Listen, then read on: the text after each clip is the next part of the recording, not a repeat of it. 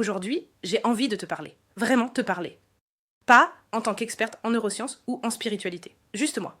Et je vais te raconter quelque chose que je n'ai jamais vraiment partagé publiquement.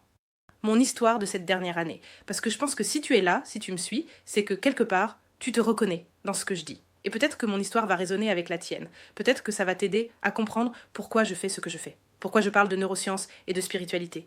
Pourquoi je refuse de choisir entre Dieu et la science. Pourquoi je martèle que ce sont deux langages pour la même vérité. Alors installe-toi, prends un café, un thé, peu importe. Parce que je vais te raconter comment j'ai tout déconstruit pour me reconstruire. Comment j'ai arrêté de mentir à moi-même. Et comment j'ai trouvé ma voie. Il y a 1 an, j'étais perdue. Complètement perdue. J'avais tout fait comme il faut, tu vois. Formation, après formation. J'avais les outils, j'avais les connaissances. Mais j'avais l'impression d'être fragmentée. Comme si j'avais plein de morceaux de puzzle magnifiques, mais qu'ils ne s'assemblaient pas. Et le pire, c'est que je vivais une double vie. D'un côté, j'étais dans le monde de la spiritualité. Les énergies, les chakras, la kundalini, le reiki. De l'autre côté, j'étudiais les neurosciences. Le système nerveux, la régulation somatique, la neuroplasticité. Et ces deux mondes ne se parlaient jamais.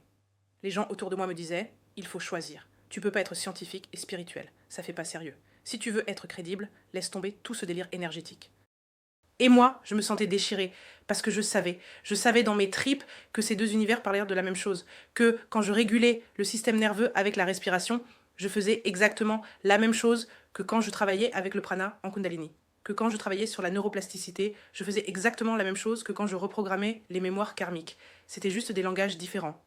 Mais personne autour de moi ne validait ça. Alors j'ai commencé à me taire, à cacher une partie de moi selon à qui je parlais. Avec les scientifiques, je parlais neurosciences et régulation somatique. Avec les spirituels, je parlais énergie et kundalini. Mais jamais les deux ensemble. Et ça m'épuisait. Parce que je vivais constamment avec cette sensation de trahir une partie de moi. De ne jamais être assez pour personne. Trop spirituel pour les scientifiques. Trop scientifique pour les spirituels.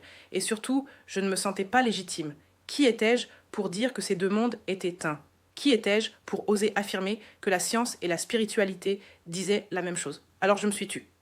Et j'ai continué à accumuler les formations, comme si un jour, j'allais enfin me sentir légitime pour parler.